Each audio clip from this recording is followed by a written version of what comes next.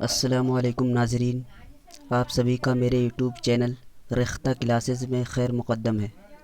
میں آپ لوگوں کو بتا دوں کہ میں آج آپ ناظرین کے سامنے ناول کی تعریف اور اس کے فن سے متعلق کچھ معلومات پیش کرنے جا رہا ہوں۔ یہ ویڈیو خاص طور سے جو student B A Urdu honours North Bengal university سے تعلیم حاصل کر رہے ہیں ان کے لیے بے حد مفید ثابت ہوگا۔ تو چلیے آگے بڑھتے ہیں۔ اس سے پہلے کہ ہم ناول کی تعریف اور اس کے فن کے بارے میں معلومات حاصل کریں، اس سے پہلے اس میں جو کچھ الفاظ ہیں جو بہت ہی مشکل ہیں اس کے معنی کو میں بتا دینا ضروری سمجھتا ہوں۔ اسی لیے میں یہاں معنی بتا رہا ہوں۔ کچھ الفاظ ہیں جو استعمال ہوئے ہیں، جیسے کہ ہے نبرد آزما ہونا، یعنی کہ اس کا معنی ہے لڑائی کرنا یا پھر مقابلہ کرنا۔ یہ لفظ جو ہے نبرد آزما ہونا کیا ہے؟ ایک محاورہ ہے۔ اس کے بعد دوسرا لفظ ہے کیا ہے؟ عکس۔ عکس معنی کیا ہوتا ہے؟ سایہ یا پھر فوٹو یا پھر لوٹنا۔ یہ عکس لفظ کیا ہے؟ مذکر ہے۔ اس کے بعد کیا ہے؟ لطف اندوز۔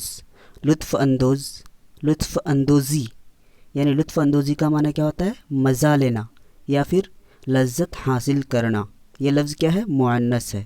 اس کے بعد کیا ہے؟ نقطۂ نظر۔ نقطۂ نظر، نقطۂ نظر کے معنی کیا ہوتے ہیں؟ دیکھنے یا سوچنے کا انداز۔ اس کے بعد کیا ہے؟ وضاحت۔ کیا ہے؟ وضاحت۔ وضاحت کے معنی کیا ہوتے ہیں؟ کھول کر بیان کرنا۔ تو وضاحت کون سا لفظ ہے؟ مؤنث لفظ ہے۔ اس کے بعد کیا ہے؟ معاشرت۔ کیا ہے؟ معاشرت۔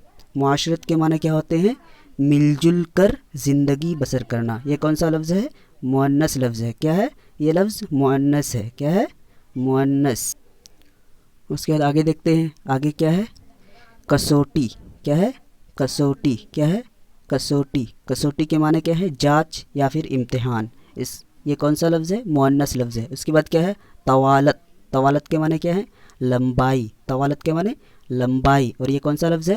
مؤنث لفظ ہے۔ کیا ہے؟ مؤنث لفظ ہے۔ اس کے بعد کیا ہے؟ فکشن۔ فکشن کے معنی کیا ہے؟ افسانہ یا پھر کہانی۔ اس کے بعد کیا ہے؟ مسند۔ مسند کے معنی کیا ہے؟ تکیہ لگا کر بیٹھنے کی جگہ۔ تو مسند کیا ہے؟ کون سا لفظ ہے؟ مؤنث لفظ ہے۔ کیا ہے؟ مؤنث لفظ ہے۔ کون سا لفظ ہے بھائی؟ مؤنث لفظ۔ تو چلیے ہم لوگ آگے بڑھتے ہیں اور دیکھتے ہیں کیا؟ ناول کی تعریف۔ کیا دیکھتے ہیں؟ ناول کی تعریف۔ تو ناول کی تعریف میں ہے کہ مختصر لفظوں میں ہم یہ کہہ سکتے ہیں کہ ناول وہ نثری قصہ ہے جس میں ہماری زندگی کی ہو بہو تصویر پیش کی جاتی ہے۔ ولادت سے موت تک جو معاملات پیش آتے ہیں اور جس طرح حالات سے نبرد آزما ہوتا ہے، جس طرح وہ حالات کو یا حالات اسے تبدیل کرتے ہیں، وہ سب ناول کا موضوع ہے۔ خلاصہ کلام یہ ہے کہ ناول ایک آئینہ خانہ ہے جس میں زندگی کے سارے روپ دیکھے جا سکتے ہیں۔ ناول اطالوی زبان کے لفظ ناولا سے نکلا ہے، جس کے معنی ہیں نیا۔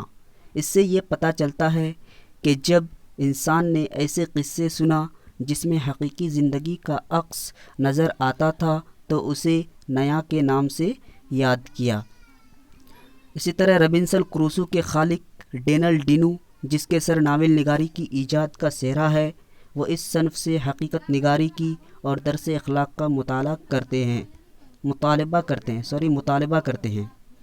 فیلڈنگ ناول کو لطف اندوزی اور وقت گزاری کا ذریعہ خیال کرتے ہیں۔ اسٹیونسن زندگی کے کسی خاص پہلو پہ نقطۂ نظر کی وضاحت کو ناول کا مقصد قرار دیتے ہیں۔ انگلستان کی ایک مصنفہ ہیں جس کا نام ہے کلارا ریوز۔ وہ کہتی ہیں کہ ناول اس زمانے کی زندگی اور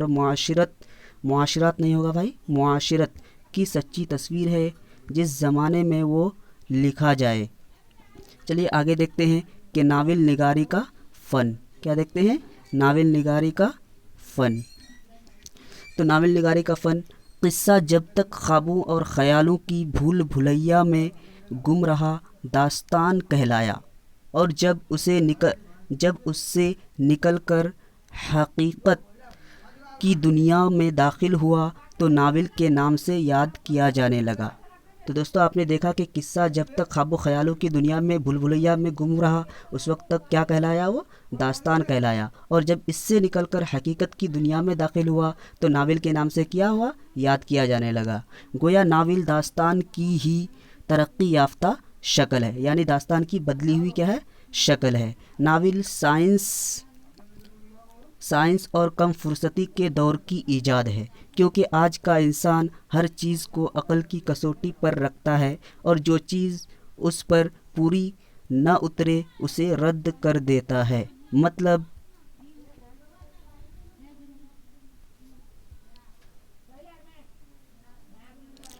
مطلب یہ ہے کہ داستان کی طوالت یعنی کہ لمبائی اور فوق فطری عناصر یعنی جن پریوں کی کہانیاں، تو کہانیوں کو کیا کہہ دیے؟ خیرآباد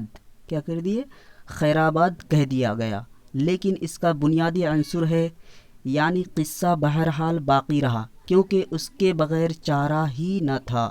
قصے کے بغیر فکشن کا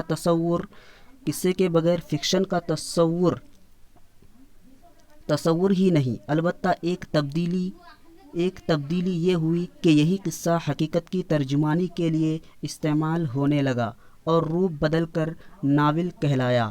دیو پری شہزادی کی جگہ عام انسان ہیرو کی مسند پر رونق افروز ہوئے۔